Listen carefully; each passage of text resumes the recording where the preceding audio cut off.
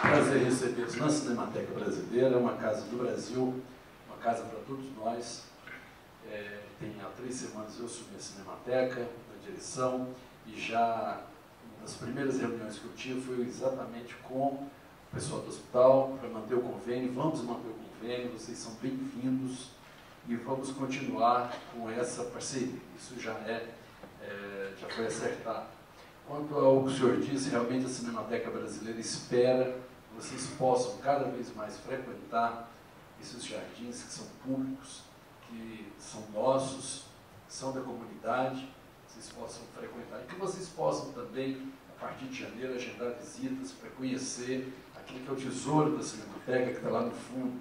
São os filmes, são os vídeos, todo o acervo que boa parte ou a grande parte da memória da cultura brasileira audiovisual está aqui, não é? Bem aqui no fundo do jardim.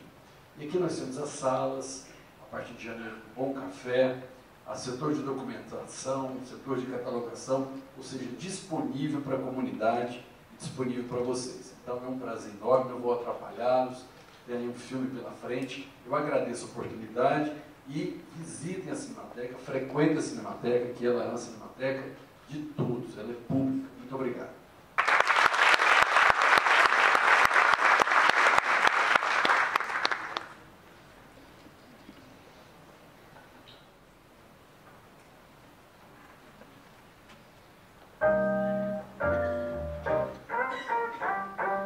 Bem-vindos à Cinemateca Brasileira. Algumas recomendações importantes. Desliguem celulares e quaisquer outros aparelhos que possam emitir ruído.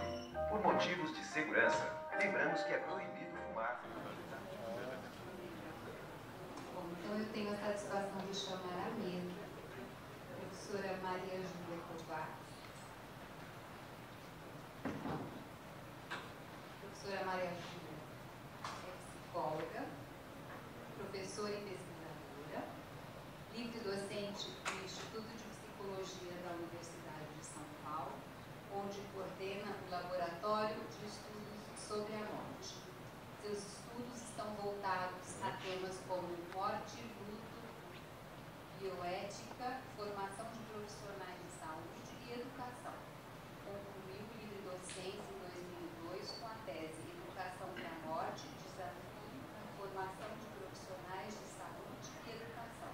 Muito obrigada, professora Maria Júlia, por seu apoio.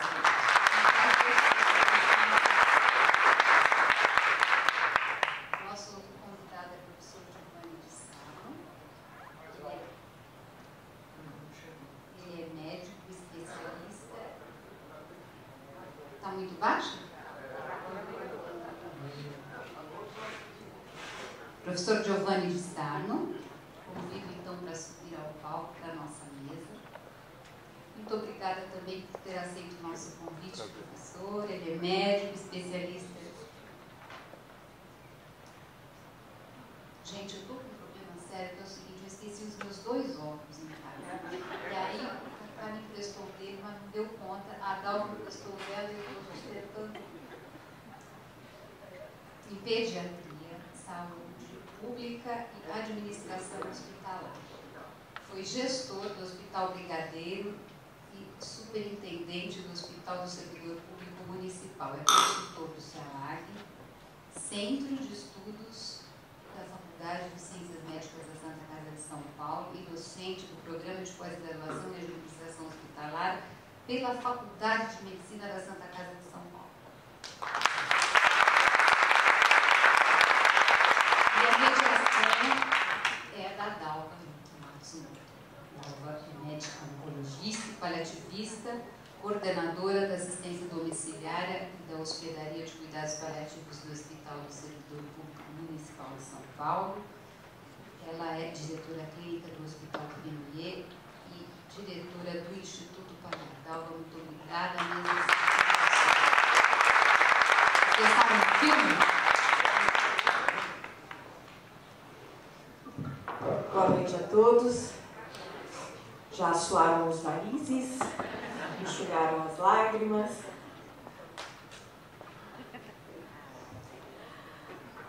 Bom, é sempre uma alegria estar aqui, né, nessa última sessão Averroes do ano. Mas a minha alegria é maior porque hoje eu estou do lado de dois grandes e queridos amigos. Eu encerrar a sessão com um filme maravilhoso como esse, com duas pessoas tão importantes dentro das suas áreas, e ainda por cima meus amigos, eu não poderia querer mais nada, né? Maria Júlia é sempre muito querida, nossa parceira. E o Dr. Giovanni tem uma história muito especial na minha vida. Ele foi superintendente do Hospital do Servidor Público Municipal, e foi graças a ele, a visão de futuro dele, que nós conseguimos inaugurar o Hospedaria de Cuidados Paliativos, que existe até hoje. Foi o meu grande sonho, que é a minha grande realização. Então, eu ter sempre uma gratidão enorme pelo Giovanni e pela visão dele. Bom, eu acho que agora eu quero ouvir as pessoas. Então, vamos começar com a minha querida Maria Júlia. A palavra é sua. Bom, quero agradecer a você, Dalva, o pessoal que está coordenando esses eventos aqui, Cinema e Reflexão. É um grande prazer estar aqui. Eu estou também, nesse momento, falando em nome da minha colega Elaine Gomes Reis Alves, que poderia estar aqui conosco. Ela está se recuperando de uma cirurgia, graças a Deus correu tudo bem. Então, eu estou aqui, de alguma forma, representando ela também, né? Bom, eu não conhecia esse filme e eu fiquei absolutamente deslumbrada com esse filme, tocada, sensibilizada. E fiquei pensando, meu Deus, o que é que a gente pode falar diante da magnitude do que a gente pôde assistir?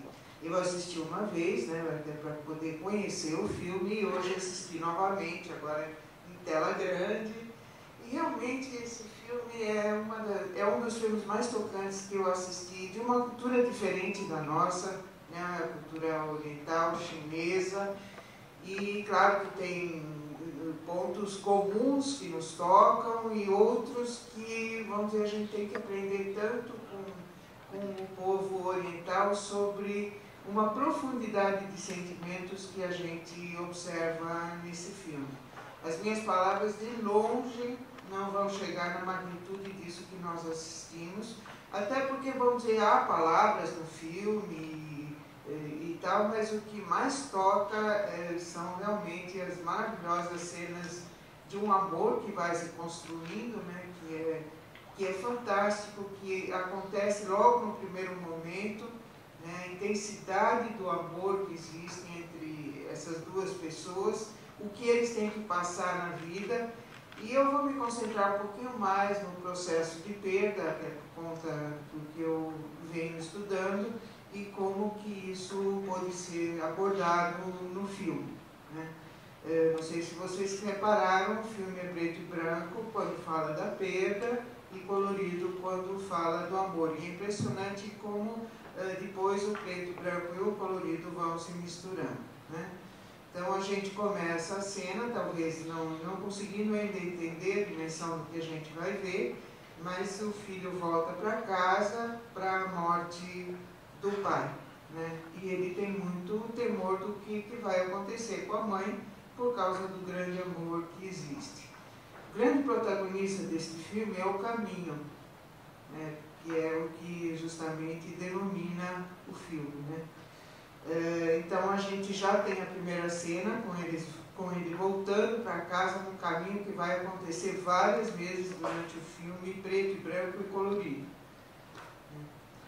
Realmente essa mulher tem uma característica de personalidade, modo de ser, ela é tremendamente profunda, obstinada, ela sempre soube o que ela quis. Até o filme menciona que, vamos dizer, normalmente os casamentos eram arranjados, o dela não foi arranjado, foi arranjado por ela, mas não foi arranjado por outros. E, vamos dizer, então o grande temor é assim, como que ela vai conseguir sobreviver a um amor tão grande depois dessa perda? E a maneira que ela encontra é via um ritual que para ela vai ser extremamente importante, né, que no primeiro momento ele se apresenta como uma dificuldade, mas depois ele realmente se manifesta em toda a grandeza, que é o desejo dela de fazer o caminho de volta a pé. Quer dizer, que ele venha do necrotério da cidade até o poço onde ele vai ser enterrado a pé, o que realmente representaria uma grande dificuldade por causa do percurso, de carregar o caixão e principalmente pelas intempéries, né? Porque tudo acontece em grandes tempestades de neve.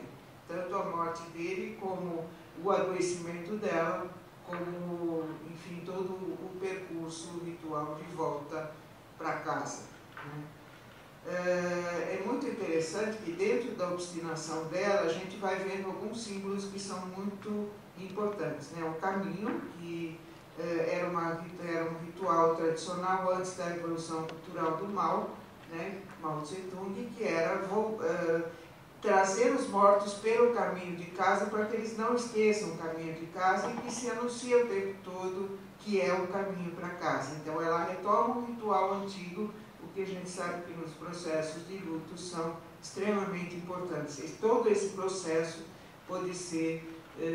pode ajudá-la muito no seu processo de elaboração na perda de uma pessoa tão significativa quanto o marido. Há várias simbologias que são interessantes. O tear, né, que vai aparecer em várias cenas do filme. No começo a gente fica imaginando o porquê de um tear tão velho e por que ela tem que embalar o caixão com uma manta, né? Mas até porque nós estamos aqui num evento de cuidados organizado pelo grupo de cuidados paliativos também, a manta tem um sentido muito grande de paliare também, né? Isso eu estou trazendo agora, né? Então ela é muito obstinada e ela vai lidando então com estas situações. Pois a gente até pode falar um pouco mais sobre isso. E eu queria mencionar também o filho, né? O quanto ele é importante nesse processo todo. Claro que ele tinha uma ligação muito grande com o pai, mas no momento a preocupação maior era com a sobrevivente, que era a mãe, né? E como ele vai se chegando a esta mãe e ele vai percebendo a importância do ritual, claro que ela podia comprar uma manta, claro que podia transportar o pai de carro ou trator, claro que podia uma série de coisas, mas ele foi gradativamente entrando nesse clima proposto pela mãe e vai proporcionar a ela, então, toda essa possibilidade que era tão importante para ele, para ela, que era trazer o pai a pé de volta, né?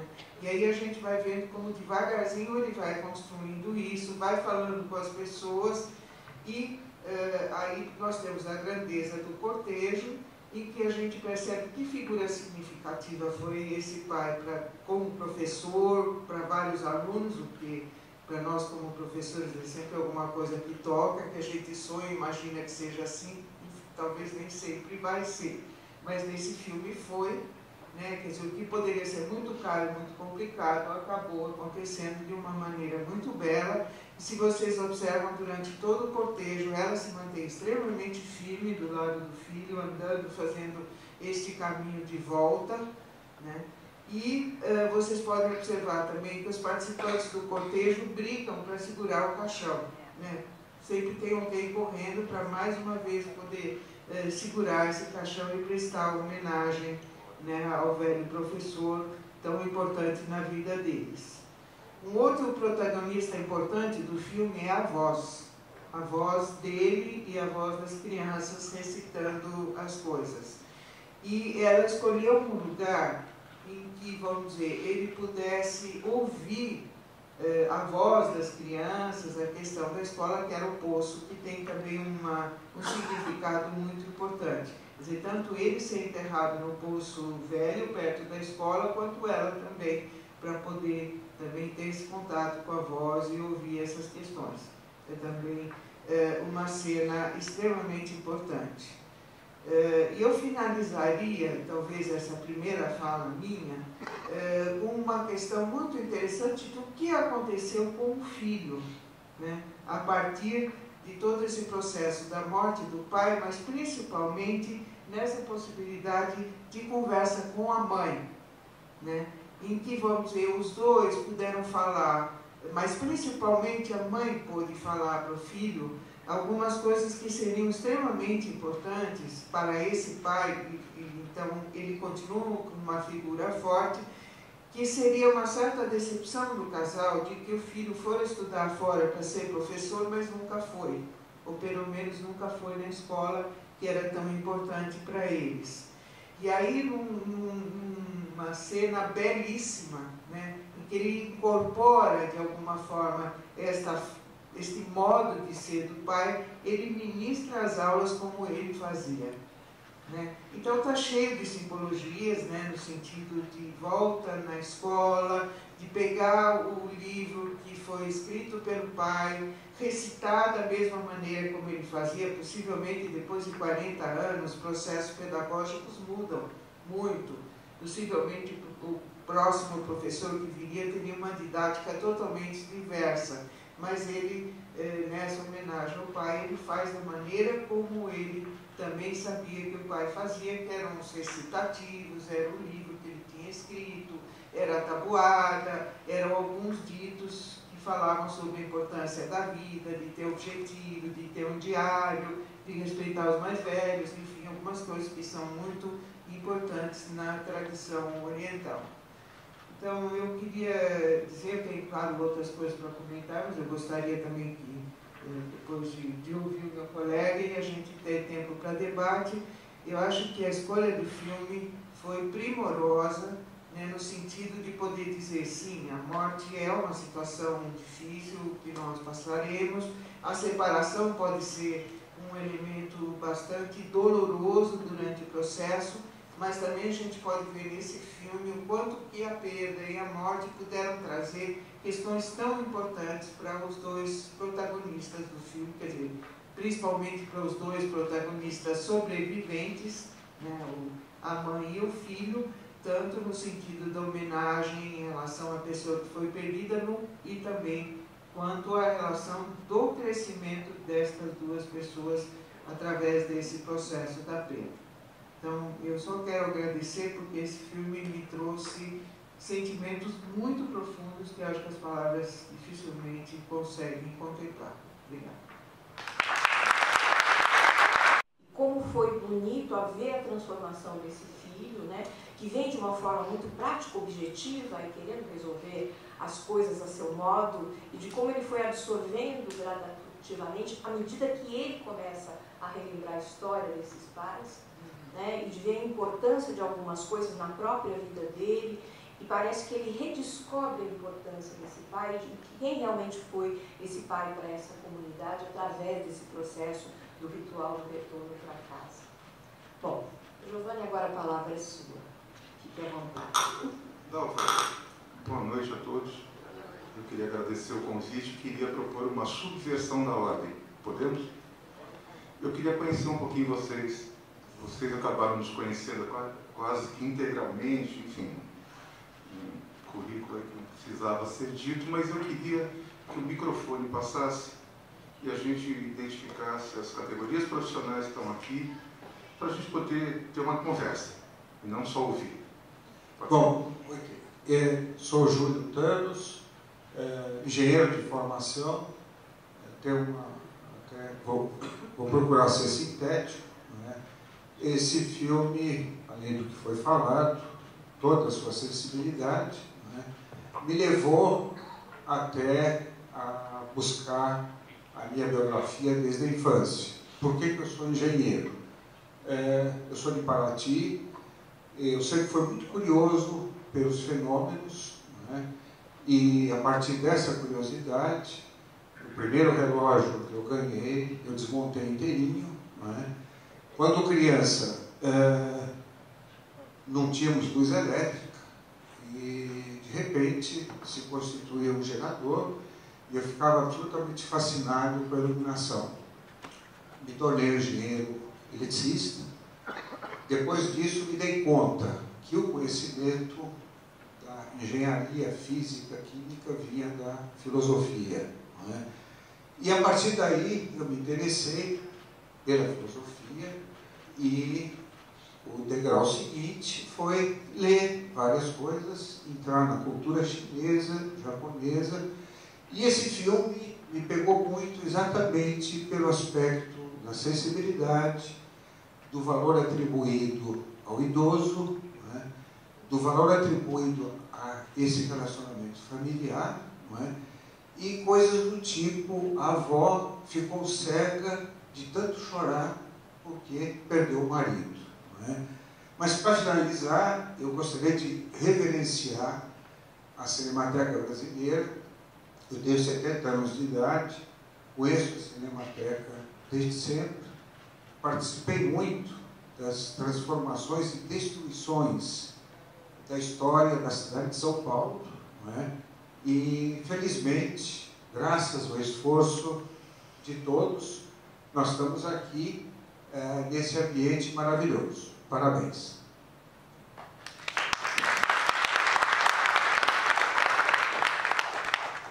Se puder ir passando para quem deseja se expressar, enfim. Boa noite, meu nome é Ângelo, eu sou formado em administração de empresa e trabalho com o mercado financeiro hoje. Algumas incursões na área de ensino e, ultimamente, alguma coisa de literatura também. O filme, eu acredito que todos, opinião geral, é de excelente cepa, de muito bom gosto, e ele nos dá o que estamos esquecendo nas duas últimas gerações, eu diria as gerações dos anos 70 e a dos 95 para frente. Valores sociais. Nós estamos perdendo a noção do que são valores sociais. Valores de família, tradição. E esse filme ele nos traz realmente todo o peso do que era quando, eu acredito que talvez até 70% dessa plateia viveu. O filme referencia principalmente a década de 50, especificamente 1958. Eu tinha 13 anos nessa época. Mas os valores eram diferentes de hoje. O respeito ao idoso, o culto à morte era um ritual realmente. E hoje os valores estão totalmente diversos. Não digo distorcidos, ou errados, ou certos. Não é bem essa a questão. Mas estão diversos. E muitas vezes estão morrendo. Principalmente o cuidado dos nossos velhos. Dos nossos idosos. Eu, por exemplo, hoje estou com 68 anos. Tenho 2 filhos. Não espero o mesmo tratamento que eu tentei dar a meus pais. Isso daqui a 15, 20, talvez. Menos. Um pouco mais, mas esses valores eu gostaria de deixar patente. Tentei deixar nas minhas crias, na minha geração de herança. Talvez eu consiga, porque são 2 filhos maravilhosos, muito amorosos, muito chegados. Enfim, as pessoas hoje não estão transmitindo esses valores que vem há milênios, eu diria, já que o homem é organizado socialmente há 5, 6 mil anos, esses valores vieram se acumulando, vieram trazendo, né, novas experiências, novos comportamentos. Mas hoje eles estão, de uma certa forma, totalmente diversos daquilo que a minha geração espera. Muito obrigado. Parabéns a você.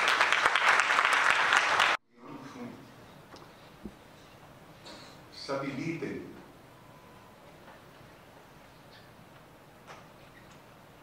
Boa noite a todos. Bom, em primeiro lugar, quero cumprimentá-los por esse cinema em reflexão. Esse evento tem, todas as vezes em que eu compareço aqui, eu me emociono muito. Meu nome é Ildete Perezin, sou aluna do curso de mestrado em Hospitalidade no Anhembi Morumbi. Trabalho no SENAC, Aclimação, como coordenadora do curso de Hotelaria Hospitalar. É uma pós-graduação e, tomando por base a hospitalidade que hoje nós temos no meio acadêmico construída sobre os 4 pilares. Desculpa, eu estou um pouco emocionada. o tema é extremamente importante para mim. E voltando, a hospitalidade construída sobre os 4 pilares: saber, receber, hospedar, alimentar e entreter. Eu fico pensando, por que não trabalhar de forma sistematizada a despedir?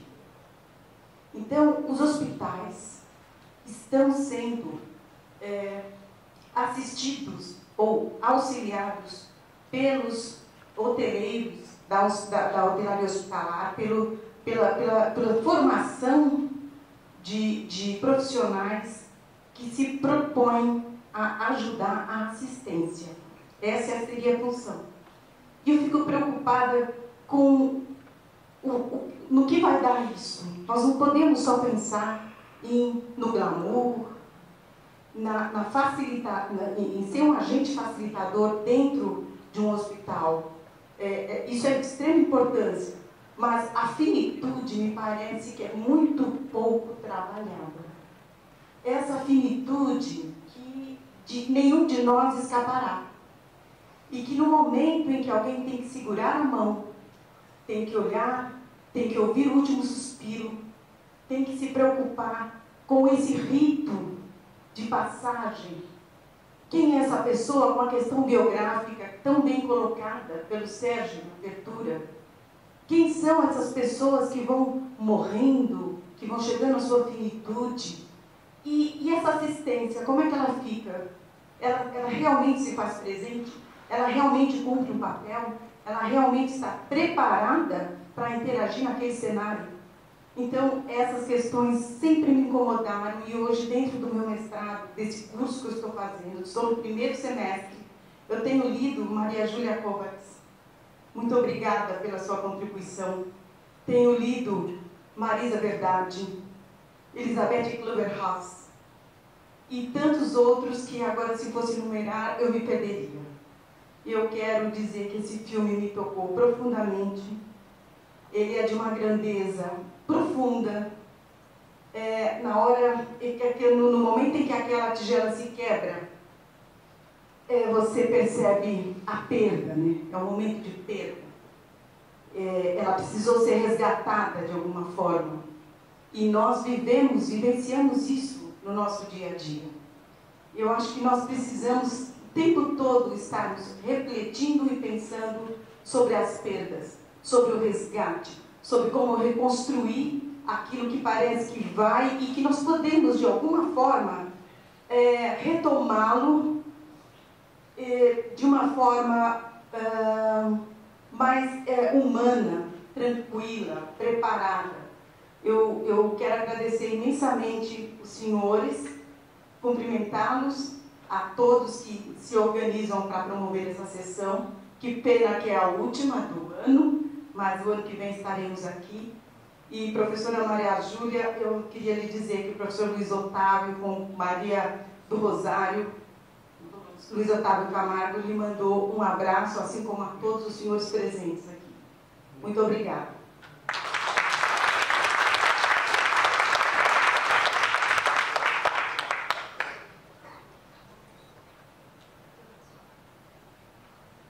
Tudo bem? Posso falar um pouquinho, contrariamente ao que foi dito até agora? Sobre o filme. Claro, sobre o filme. Não exatamente o contrário, mas o Zhang Yimou é uma pessoa que eu já vi outros filmes. Lanterna Vermelha, Amor e Sedução, né? E aqui ele se americanizou. Ele foi muito... Até a música parece Titanic. Vocês viram o retrato do Titanic na parede? Numa aldeia remota da China, tem o Titanic na parede, está querendo vender alguma coisa. Sob o ponto de vista técnico do filme, Sérgio, li todos os créditos, não entendi nada, mas suponho que o filme tecnicamente é bem realizado, aqueles planos fundos, né, a música, os passarinhos que gorjeiam, né, as cores, é muito bonito tecnicamente. Mas se a gente analisasse do ponto de vista ideológico, das cores, eu também penso que é o luto e a vida. Mas também, se a gente jogar no plano ideológico, Antes, Revolução Cultural, Revolução Chinesa era bom, colorido, e o novo, e esse filme foi feito em 99, pode assustar. E a China estava num franco processo de mudança radical e virou o grande tigre asiático que até hoje perdura num crescimento absurdo, mas que ainda tem diferenças sociais profundas e que vai demorar algumas gerações para mudar. Isso é sobre o filme, isso é sobre o diretor. Acho que nada vem gratuito. Sempre tem uma mensagem, sempre tem a questão autoral e o diretor sempre coloca as suas cores. É óbvio que é uma grande história de amor, belíssima história de amor, sensível história de amor, né? Que em qualquer lugar, em qualquer circunstância ela pode acontecer, e aconteceu numa aldeia remota nas montanhas da China. Mas aí, pensando na questão sociológica, antropológica, eu vejo um pouco do conflito do novo e o velho, eu vejo um pouquinho a questão posta de maneira colorida, né, mostrando que nem sempre... A frase que mais me tocou no filme foi da mãe que falou, mas os jovens podem ensinar? Quer dizer, é de novo um resgate da dificuldade. Acho que qualquer um pode ensinar, jovens e velhos, né, em qualquer circunstância. Acho que não é um atributo especial dos mais idosos serem detentores do conhecimento e do saber. Então, essa é uma questão colocada. A questão das tradições, que se mistura com superstição, né, acho que remete um pouquinho à questão dos ritos. Falando um pouquinho de ritos, eu sempre pergunto para os alunos, dentro dos hospitais, quem teve alguma vez algum curso que fala sobre morte? E a resposta é quase sempre unânime: ninguém. Nós passamos a nossa trajetória toda de profissionais da saúde sem ao menos discutir o evento mais comum no hospital.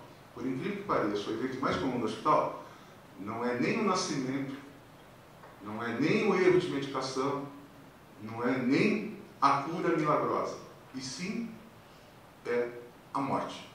E, no entanto, a gente passa ao largo. O filme mostrou e trouxe no centro a questão da morte, dos ritos, os ritos de passagem, das tradições que têm que ser respeitadas, mas as coisas mudam, tá certo? E muda muitas vezes para pior. Hoje, 90% das mortes ocorrem nos hospitais, longe da família, longe das pessoas que a gente gosta, e pior, trancafiado dentro de uma UTI, sem nenhum acesso de nenhum parente, de nenhum familiar, é uma morte solitária.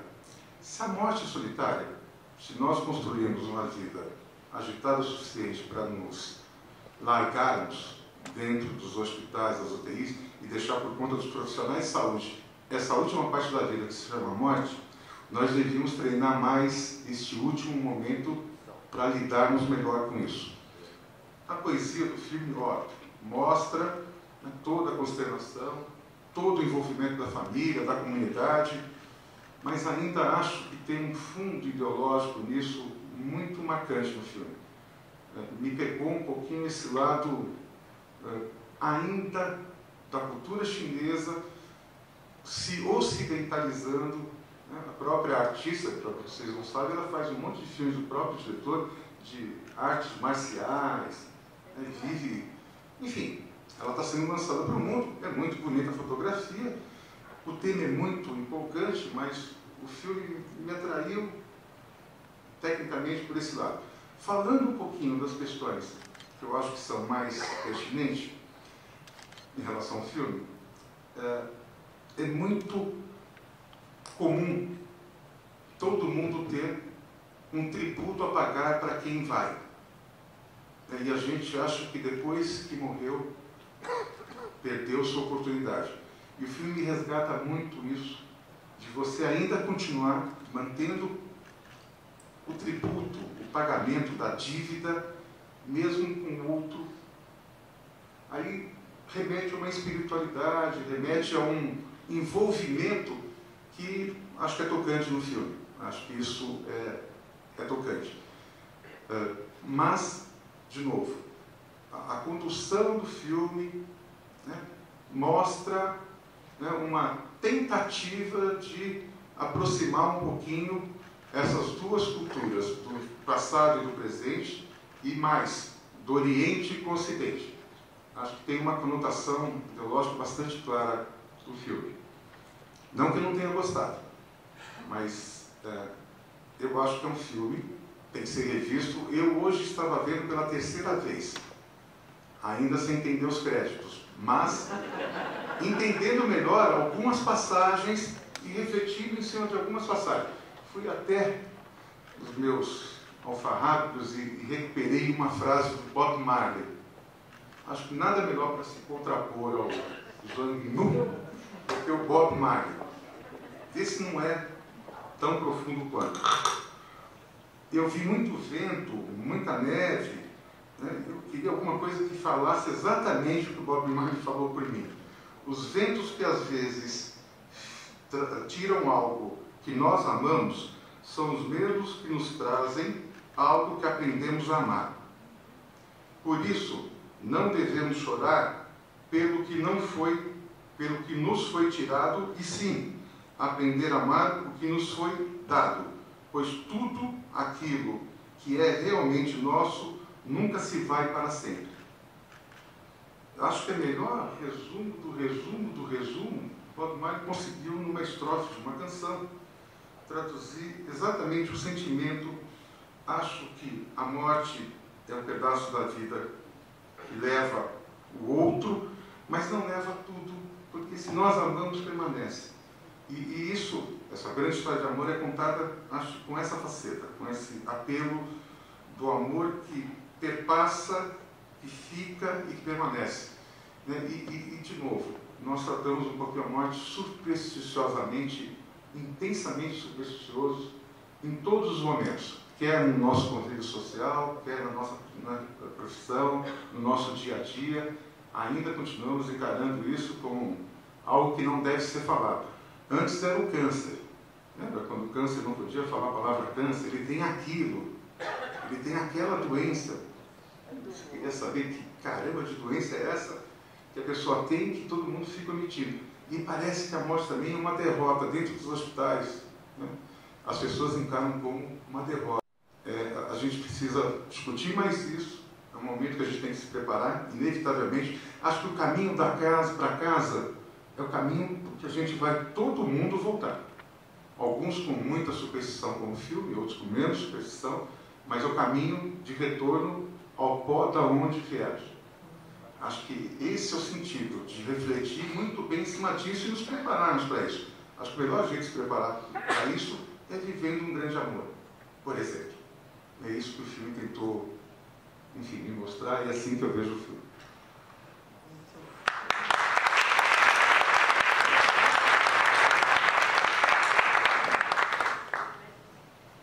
Bom, não sei se eu posso... Claro, por favor, pode falar. Não, eu queria fazer um comentário em relação à questão da despedida nos hospitais. Né? Eu acho que a questão da despedida é um elemento fundamental para a elaboração do luto, sem dúvida nenhuma. Eu acho que uma das grandes batalhas nossas deveria ser efetivamente, acho que você está trabalhando um pouco essa questão, acho que você falou também, né? Que é como que a gente pode organizar esses rituais de despedida dentro dos hospitais. Porque muitas pessoas irão mesmo ser hospitalizadas em várias unidades e tal. Eu penso que um grande desafio nosso poderia ser tornar rituais de despedida possíveis, por exemplo, dentro de uma unidade de terapia intensiva, caso a pessoa esteja lá. Né? E se não estiver lá, estiver em outro local do hospital ou em outro programa, né, como é que a gente pode realmente facilitar esse processo? Né? Eu acho que o filme traz uma questão que é importante, que assim, foi a obstinação da mulher, né, que de alguma forma fez uma pressão para que isso acontecesse. E aí houve uma abertura para que, de fato, o ritual se processasse dessa maneira tradicional que a Revolução Cultural quebrou e ela trouxe de volta. Né? Se ela não fosse obstinada, talvez o ritual não tivesse acontecido dessa forma. Se o filho não fosse, vamos dizer, aberto e sensível, talvez também não acontecesse. Eu não sei quantos pacientes nossos precisam desse tipo de coisa, mas ou não tem a obstinação necessária, ou não tem os familiares ou profissionais abertos para isso e acabam calando via sedativos, via sei lá eu o quê, né? Então eu acho que tem uma discussão interessante. Claro, nós não vamos estar perdidos na neve, até porque no Brasil não tem, né? Mas eu penso que dentro da questão hoje que nós temos dos hospitais, da hospitalidade e tal, eu acho que a questão da hospitalidade na despedida é fundamental. Acho que é uma questão importante que foi trazida aí. Mas deixa eu só colocar uma outra questão. Eu penso que ela fez o ritual porque o marido morreu longe dela, fora do hospital. Porque se ele tivesse morrido na aldeia, talvez eu tivesse necessidade de fazer esse rito da passagem. É um pouco isso que a gente acaba patrocinando. As pessoas morrem distante e aí a gente quer fazer alguma coisa para resgatar ainda aquele momento de convivência que nós não tivemos, porque foi isolado, cercado dentro de uma UTI, dentro do hospital, etc, etc. Acho que se nós morrêssemos mais próximos dos nossos, acho que não haveria tanta necessidade, como demonstrou o filme, de fazer todo e ser obstinada e ser teimosa, no sentido de tentar recuperar essa proximidade que ela perdeu, porque o marido morreu na cidade, lá no hospital, e eu imagino a imagem que ela nutria na cabeça, ele lá na mesa do necrotério, fria e gelada, mais fria que as montanhas. Então, se nós tivéssemos participação mais intensa, mais direta no momento de morte, talvez tivéssemos menos superstição, menos ritos para nos cobrar e menos angústia para continuar vivendo. Nós precisamos aprender a perder. E a gente começa a perder desde o nascimento. E a última coisa que a gente perde é a própria vida. Quer dizer, e a gente não foi criado para isso. Nessa sociedade, principalmente ocidental, capitalista, etc, etc, a gente não aprende a perder nunca, a só ganhar. Então, penso que a gente tem que pensar e repensar os modelos de internamento, de isolamento para morrer. Acho que todo mundo assistiu aqui Balada de Narayama, né? Que mostra bem como que era a morte isolada lá na montanha, né? Quando já estava estorvando, né, na família, o velho, que estava no seu momento de morte, estava isolado da família. E a gente faz um pouco isso no dia a dia para as pessoas que estão em processo de morte. A gente isola, até faz questão, e a gente sabe quanto que a gente é forçado a internar essas pessoas pela família, e não pelo próprio paciente, porque é uma exigência da sociedade essa morte ser escondida, porque acaba representando a derrota de todos nós seres humanos, porque a finitude ela é presente e real, e essa é a maior perda. Talvez a gente até perca um pouquinho os sentidos por causa disso. E é interessante que, ao contrário, a gente tem uma sociedade que é ávida pela morte aguda. Todo mundo gosta de notícias cabeludas, corpos mortos, mutilados, e é muito interessante como a morte crônica nos causa horror. E seria o contrário. Mas, por um outro lado, a nossa realidade atual ainda é a morte dentro dos hospitais. Ainda não é aquela morte ao lado dos entes queridos nas suas residências, né, que seria a morte ideal.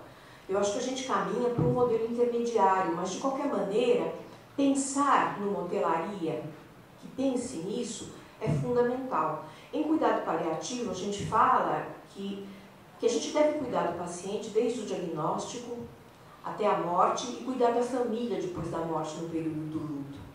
Eu costumo dizer que não adianta eu utilizar toda a tecnologia, todo o aparato e todo o conhecimento médico para oferecer uma boa assistência, até mesmo até durante a morte, se depois, no funeral, né, na burocracia, a gente peca.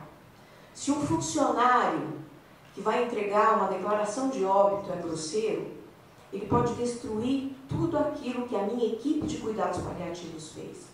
Então eu tenho que trabalhar com essa equipe também. Porque o que vai ficar para a família é a última imagem. Né? Pode ter sido todo maravilhosa. Eu nunca vou me esquecer de uma colega psicóloga que pediu para que a gente internasse o pai dela no Hospital Premier Ele era engenheiro, tinha um câncer de próstata, com múltiplas metástases ósseas, ele tinha muita dor. E esse paciente acabou falecendo conosco.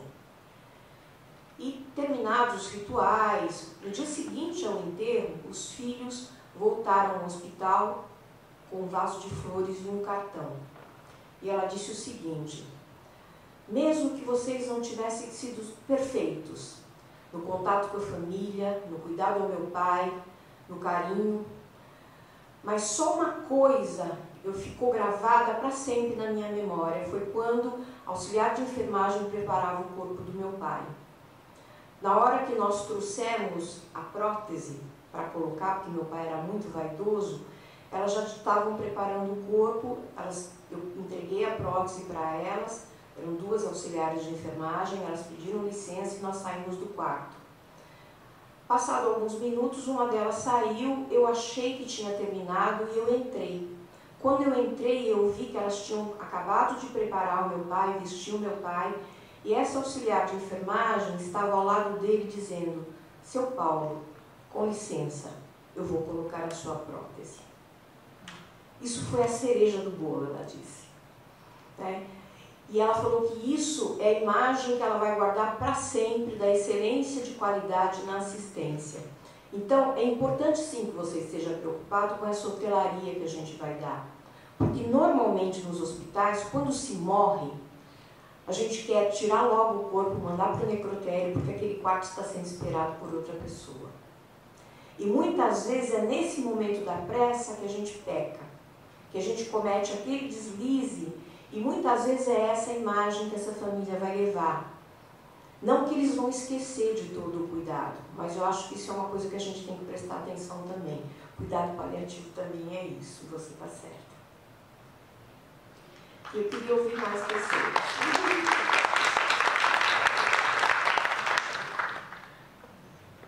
O necrotério fica no fundo do hospital e entra-se por outra entrada que não é a entrada principal do hospital. Geralmente é assim. Por favor.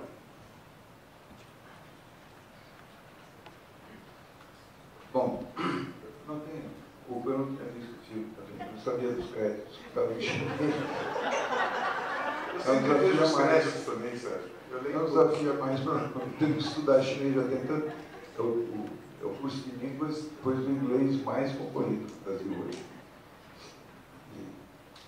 Mas eu estava pensando aqui, eu perdi meu pai há 3 anos atrás, aos 93, Sr. José Maria da Silva, e isso em junho, e a minha neta nasceu em outubro. E eu me lembro que teve uma sessão na Averroes que foi entre uma coisa e outra. Meu pai viveu até o último momento, ele foi pleno, autônomo, independente. Domingo, acordou a hora que quis, foi à missa, foi trabalhar, voltou às 4, minha mãe tinha preparado o almoço, às 4h30, assistiram à missa nesse canal, tem um canal da TV, um canal católico, que chama TV Vida, Rede Vida. E às 10 da noite ele teve um AVC devastador, 2 lados. Fui eu que cheguei lá primeiro, levei para o Einstein. Foram 15 dias lá. Afinal, morreu. E eu fui buscar meu pai 2 horas, quando me disseram que ele queria ser velado no velório da Beneficência Portuguesa. Então, portanto, foi lá, na sala grande, passei a noite lá, eu e meu filho, e com um som alto, não tinha ninguém. Nós passamos a noite ouvindo cantata do Buxtehude, se Membra Jesus Nostro, né? Gravada pelo coral Botequim. Durante 900 anos foi proibida.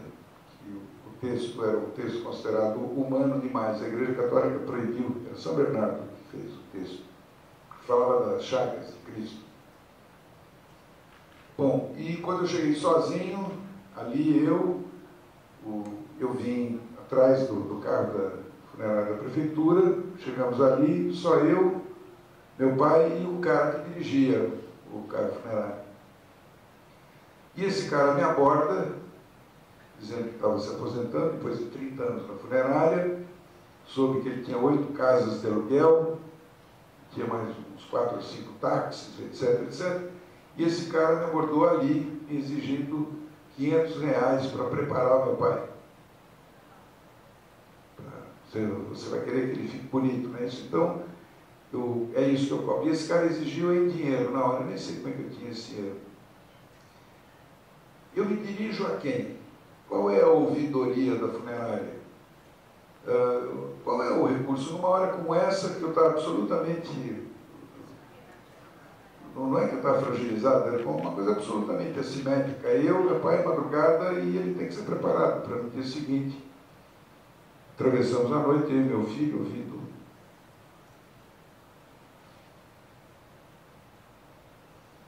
Fica perguntando, bom, eu tenho tempo livre, eu sou dono do meu tempo, faço o que eu quiser, mas existe, para que haja esse ritual, esse acompanhamento, uma pessoa que perde um ente querido, que tem um emprego com carteira assinada, existe alguma lei que dá a ele 2 ou 3 dias para acompanhar o seu... Ou não? Pergunto eu. Tem isso? Tem. Como é que chama isso? Nojo. Nojo. E quantos dias? 7? Funcionário, Depende, ter 2 dias. depende do grau. 2 dias. E 2 dias corridos, não são multas. Tá, quer dizer que já temos alguma legislação que admite que as pessoas possam... Sim. Quer dizer, não precisa essa pressa toda, aparentemente. Mas esse ritual não poderia ser feito no Einstein, porque o Einstein não tem uma capela. O Einstein tem uma coisa, como é que chama? Um templo judaico? Sinagoga. Não é? Não, tem. Não é espaço ecumênico, não. Se é dito que é ecumênico, todos os símbolos lá são com a estrela de 6 pontas, etc. Não, é bem possível que possa acontecer ali também um ritual. Não sei se o Einstein permitiria um ritual muçulmano lá? Pergunto eu. Então, talvez uma das coisas que pudesse ser viável, como parte de uma campanha de sensibilização, que já produzisse resultados práticos, etc., que esse... Em vários serviços. Nós conseguimos desmantelar uma pequena quadrilha no nosso tempo, porque eu ouvi a queixa de uma família que voltou e me disse: vocês fizeram tudo perfeito, foi maravilhoso, só que na hora do funeral conseguiram empurrar uma funerária de Paulinha para o meu genro, nós compramos um funeral, pagamos, e meu marido não tinha flor suficiente para cobrir o peito dele. E a esposa ficou extremamente magoada porque ela queria ter oferecido um funeral à altura. E aí, quando nós fomos atrás, descobrimos que existia uma coisa de cooptar pessoas, ligar para tal, e indicar, forçar a comprar isso, forçar a comprar aquilo. Infelizmente, as pessoas não reclamam, Sérgio. A gente tem que aprender a reclamar. E quando alguém reclama para um administrador, o administrador tem que ouvir. Nós ouvimos nessa época e a gente conseguiu. Alguns funcionários foram mandados embora por justa causa. E a gente conseguiu desmantelar uma rede de floricultura, de funerárias, que faziam um serviço cruel. E é isso que nós identificamos, que era cruel com as famílias. Obrigar a comprar um maquiador, a comprar mais flor, uma coroa diferenciada. Então, como você falou, você tinha R$500. A grande maioria dos nossos pacientes não tem. E a maioria das pessoas, às vezes, se endividam para poder dar um enterro que eles acham que é digno por força de algumas pessoas. Isso também é fazer cuidado paliativo, também é olhar essas questões. Eu acho que esse olhar humanizado, todos nós podemos ter. E esse olhar cidadão, todos nós podemos ter. Eu acho que aqui é uma prova que vários profissionais que não são da saúde diretamente já começam a ter essa visão. Na hora que cada cidadão começar a ter essa visão do direito, do dever, da cidadania, eu acho que a gente vai coibir esse tipo de coisa. Não vai ter mais um motorista que vai se aposentar com 8 casas, mais não sei quantos táxis. Não que ele não mereça, mas que isso fosse fruto do trabalho dele, não das falcatruas. Posso fazer um adendo? Eu acho que em todas as profissões a gente tem gente sem vergonha, mau caráter, mas também tem uma grande maioria que é muito séria no seu trabalho. Nós demos alguns cursos e trabalhos no serviço funerário municipal. E tivemos contato com um grande número de sepultadores, motoristas, pessoas que trabalham em velório e tal, e que são pessoas de uma humanidade, de uma sensibilidade fora do comum. E nós ficamos sabendo que eles são os únicos funcionários públicos que não ganham, em termos salariais, não ganham nem o salário mínimo. E nem têm o seu trabalho reconhecido em nenhuma instância. Nem pelas pessoas que usam o serviço, e nem pelos governantes, nem por nada. Então, eu acho que, por exemplo, uma denúncia como a que você está fazendo é muito séria, mas ela não representa o serviço funerário como um todo. Eu acho que isso é muito importante que seja colocado. E são funcionários como todos nós. Só que a grande diferença é que eles não têm o menor reconhecimento pelo trabalho que eles fazem. O trabalho deles é um trabalho sujo. O trabalho do sepultador é um trabalho sujo. É um trabalho que não é reconhecido por ninguém. Só que se ele não fizer, que uma única vez eles entraram em greve na cidade de São Paulo, não teve uma pessoa. Olha que nós temos greve a torto e direito em todos os lugares. E a greve sempre traz prejuízos, é uma discussão importante. Eles fizeram uma vez só, para ver se conseguiam pelo menos o teto do salário mínimo, e a única coisa que eles receberam foram críticas, como que eles ousavam interromper um trabalho tão essencial. Acho que foi a única vez que a população parou para olhar a importância do trabalho deles. Então, eu concordo com o que você disse, que esse motorista teria que ser denunciado. Com certeza, tem auditoria, não é um serviço público. Eles, aliás, não estão pendurados em nada. Eles e os lixeiros, né, as pessoas da limpeza pública, estão juntos, mas são trabalhos totalmente diferentes. Eles não têm sindicato, eles não têm nada. Né? Agora, isso não justifica o que aconteceu. Eu concordo plenamente e eu acho que a denúncia tem que ser feita até para poder valorizar aqueles que trabalham de uma forma honesta. Né? Então, eu acho que em todas as profissões a gente tem gente sem vergonha, picareta, né? Mas eu acho que o reconhecimento de um trabalho, e é um trabalho, eu participei até de um programa de televisão que chama Tabu Brasil, né, que falou um pouco sobre o trabalho desses agentes funerários e tal, e vamos dizer, trazendo de uma certa forma uma valorização, porque isso que a Dalva falou é extremamente importante. Quer dizer, a última imagem que a gente tem de uma pessoa, de que ela foi transportada com carinho, que ela foi sepultada com carinho, etc., deixa uma marca importante também. São profissionais extremamente importantes nessa possibilidade. Quando a gente levantou essa questão no curso com eles, né, de que eles eram cuidadores, porque eles são cuidadores de familiares, que eles cuidam de um corpo morto, né, mas que para aqueles familiares é a pessoa querida e tal. Eles ficaram muito sensibilizados. Né? Então, eu acho que é importante a gente poder discutir, né, essas questões também. Posso não? Em particular, pode transportar o corpo?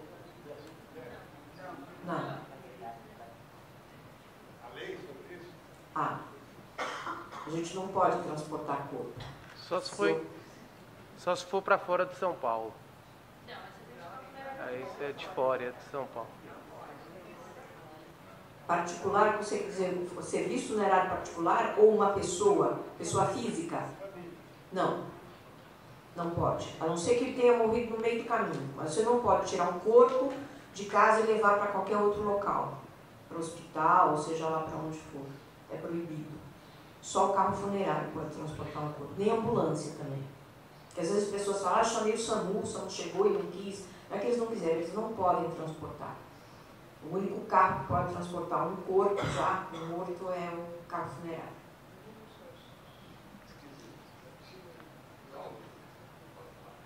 Por favor. O filme é tão lindo, a história é tão bonita, mas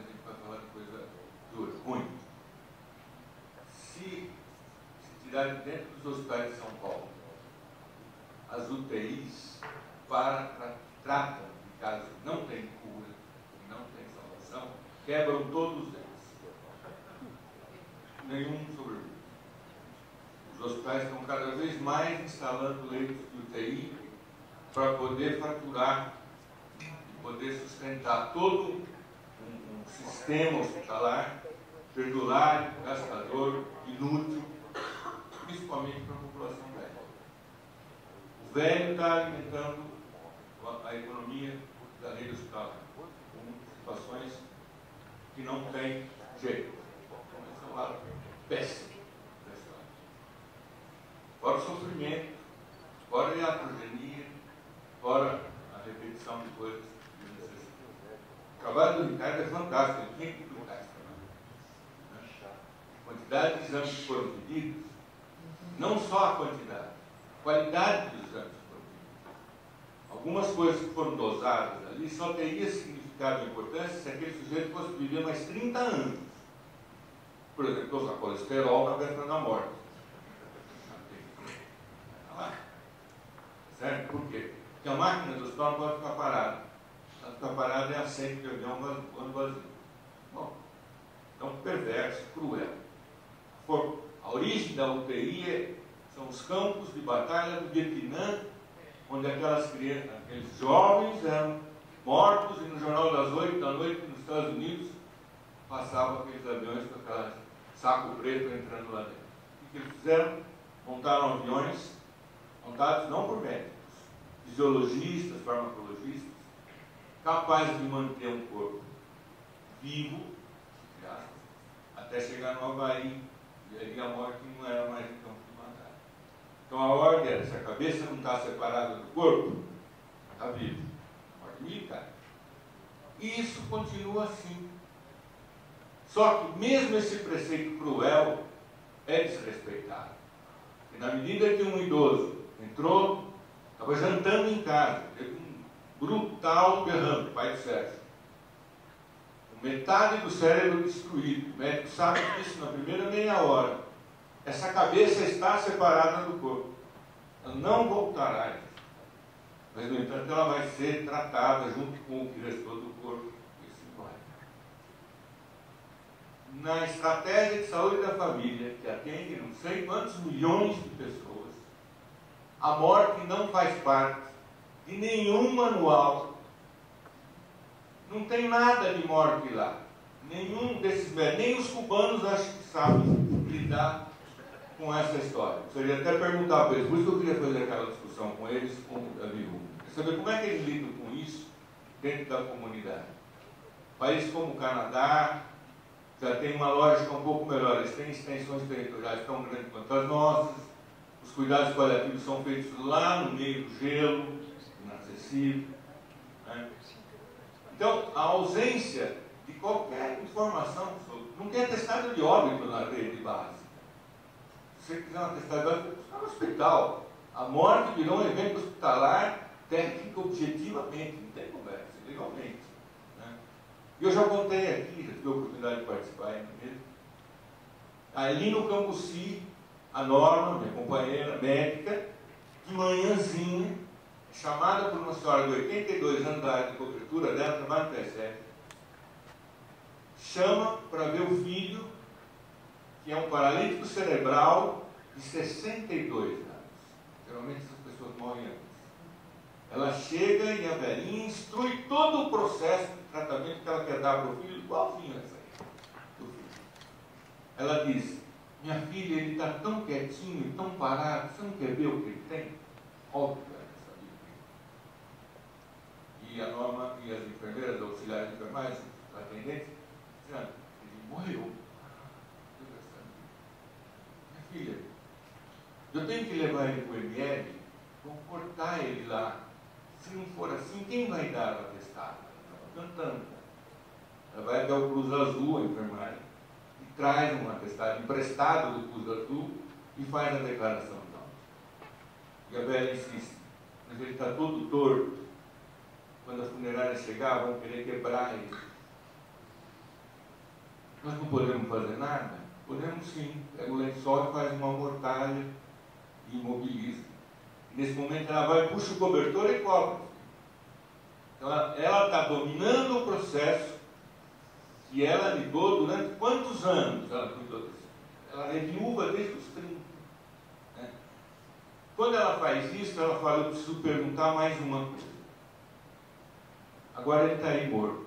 Eu rezei por isso a minha vida inteira.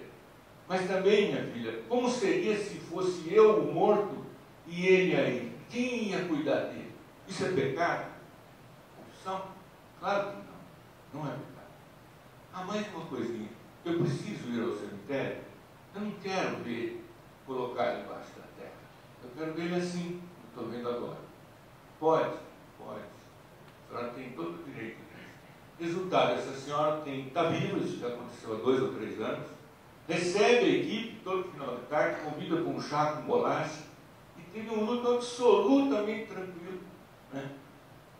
Essa história, para você, Maria Júlia, tem capacidade de influenciar a nível nacional, o Ministério da Saúde tem que pensar nisso.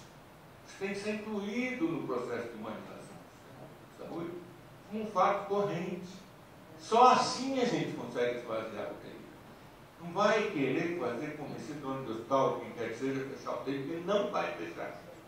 Então, a perda dos costumes, ou a não convivência com a morte, é perverso para o que causa e para o que custa.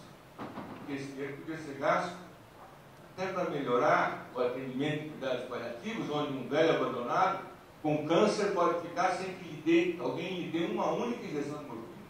Né? Enquanto gasta-se uma fortuna, um AVC desastroso, que não vai ter sentido.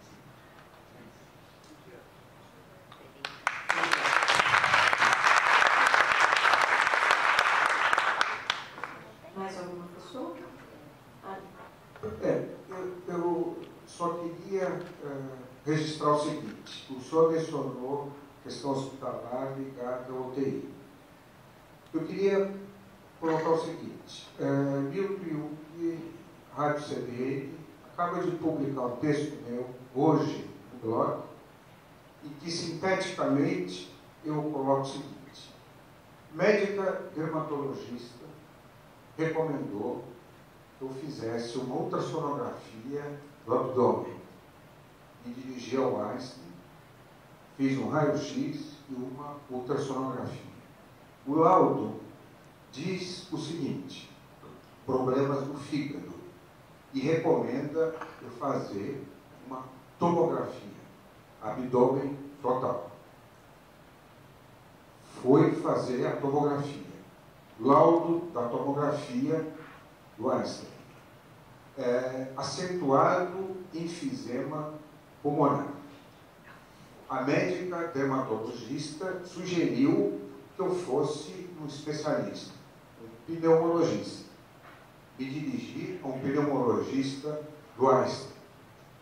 Ele tem acesso às imagens, analisou a ultrassonografia, a tomografia, fez um exame clínico, virou para mim e disse, o senhor não tem absolutamente nada. Então, eu queria dizer que eu me dirigi a um escritório de advocacia porque eu queria meu dinheiro de volta. E a colocação foi, cada médico dá um laudo. Não existe anteparo jurídico para abrirmos um processo. Então, eu só queria completar dizendo, a questão transcende a UTI. Muito obrigado.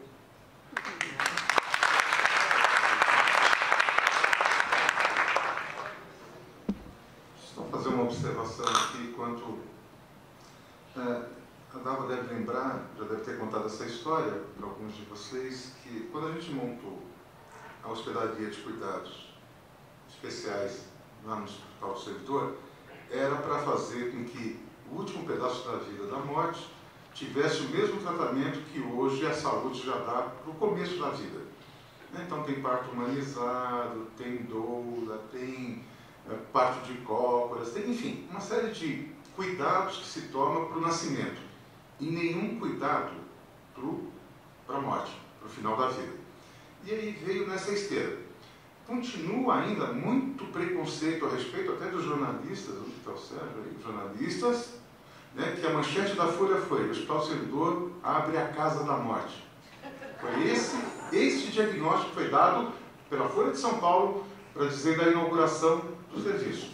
Então, e é uma pessoa esclarecida, suponho, até meu amigo pessoal, porque eu sou casado com jornalista e, portanto, meus grandes amigos são jornalistas. E eu me lembro bem que dentro do hospital nós tínhamos 4 diretores, todos esclarecidos, né, trabalhando já há muito tempo. Metade era contra, metade a favor, por puro preconceito. O que eu estou falando é o seguinte: é um movimento que está começando de esclarecimento, esclarecimento de profissionais da saúde. A gente trabalha mal a questão multiprofissional, nada se aplica melhor, e é o começo, a ponta do ariete. Eu sou um serviço de oncologia que trabalha muito bem a questão da multidisciplinaridade. É o único pedaço. Você vai dentro da UTI, o médico continua soberano e determinando a lógica do negócio. A lógica do negócio é reter quanto mais gente lá, melhor. Só que a lógica do negócio não é para todo o Brasil, porque 50% dos hospitais do Brasil tem menos de 50 leitos, não tem UTI. E as pessoas são mal cuidadas, mal tratadas. Você imagina se já é difícil no Einstein, que é aqui do lado, imagina nesses grotões você discutir a humanização da morte. Então, acho que o trabalho que vocês fazem é fantástico. Acho que nós estamos e precisamos viver um processo de renovação, de mudança dos conceitos. Acho que a morte ainda continua sendo tabu para a grande maioria da população e acaba entregando para os profissionais de saúde esta incumbência. No médico não tem a menor dúvida. Eu tive experiências também dentro da UTI, né, lá do INCOR, tá certo? Tive experiência na noite de Natal, ser achacado por alguém aqui de pertinho, né, que queria cobrar propina de uma tia que viu o filho morto na noite de Natal e tive que dar carteirada, né, senão ia ser denunciado, etc. Quer dizer, isso existe em todos os lugares. Mas o que a gente está pedindo é um movimento concreto, de comunidade, cidadãos, né, de bem, que pensem e discutam esta mudança que tem que ocorrer no enfrentamento desse pedaço chamado morte. A gente continua com muito preconceito, muito tabu e aceitando superstições, né, se sobrepondo superstições e levando para um caminho que é muito ruim. O caminho de negar que ela existe, de não ter conhecimento de como lidar com ela e deixar que essa juventude que vem vindo aí, que nunca perde nada, né? Não perde nada. A juventude, sou pai de 3 filhas, não sabe perder, não é isso? Porque a molecada de hoje não sabe perder nem no jogo, nem no ter, imagina perder a própria vida. Quer dizer, nós precisamos de um processo de renovação nos centros que formam pessoas, na sociedade como um todo. A imprensa tem que ajudar, essa discussão tem que partir, e não partir de um jeito quase que mórbido, né? As pessoas tratam isso com uma morbidez que cheira a ignorância. Acho que a gente precisa sair desse ostracismo e jogar esse assunto para salas de aula, né, para o dia a dia de cada um de nós, porque esse é o retorno da casa. Para mim, o retorno da casa é o fim, é a finitude, que todos nós vamos ter que enfrentar. Eu tenho uma proposta.